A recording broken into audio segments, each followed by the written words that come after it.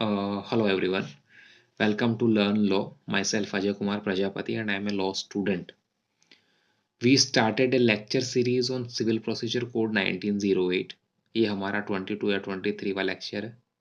आज हम जिस प्रिंसिपल के बारे में बात करने जा रहे हैं वो है रेस सब जुडिश.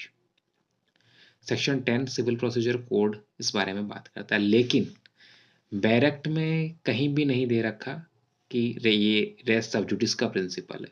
नॉर्मली मेंस में डायरेक्ट क्वेश्चन ये बन जाता है कि रेस सब जुडिस का प्रिंसिपल क्या है, जबकि बैरेक्ट में ऐसा कुछ भी दे नहीं रखा है. बैरेक्ट में सिंपल सेक्शन दिया हुआ है.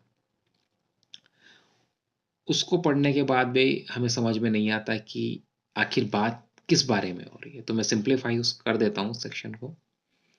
सेक्शन ये कहता है कि कोई कोर्ट है, वो किसी ऐसे सूट में आगे काम नहीं करेगा, आगे हियरिंग नहीं करेगा जिसमें पार्टीज सेम है, पार्टीज में सेम टाइटल है, प्रत्यक्ष और सार्थ विवाद्य विषय एक है, और ऐसा सूट पहले से ही या तो उसी कोर्ट में या भारत के भीतर कोई ऐसा कोर्ट है जो सेम कॉम्पिटेंसी का है, सेम अथॉरिटी है, या भारत के बाहर कोई ऐसा कोर्ट है जो सेम रिलीफ देने की कैपेबिलिटी रखता है, जो कि सेंट्रल गवर्नमेंट द्वारा एस्टेब्लिश किया गया है या चालू रखा गया है, या फिर सुप्रीम कोर्ट में वो पहले से ही पेंडिंग है.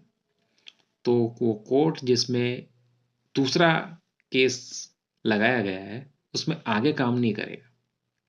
ये सिंपल ये बात कहता है, पर वो थोड़ी सी लीगल लैंग्वेज की वजह से कई बार वो हमें समझ में नहीं आता. अब हम आगे बात करते हैं केसेस की. तो जो केसेस, वो एक फेमस केस है मनोहर लाल बनाम सेठ हीरालाल का, सुप्रीम कोर्ट का. इसमें ये कहा गया है कि सेक्शन 10 मैंडेटरी है, कोई प्रोसीजरल नहीं है कि आप उसको अवॉइड कर देंगे. सेक्शन 10 का परफॉर्म करना मैंडेटरी है. इसमें आपके पास कोई जुडिशियल विवेकाधिकार नहीं है, कोई जुडिशियल माइंड आप उस पर अप्लाई नहीं करेंगे. लेकिन इसमें यह कहा गया है कि जो सूट है, बेसिकली सूट वर्ड यूज किया गया है सेक्शन में, तो सूट वर्ड के अंदर जो है आपकी अपील्स भी आती है.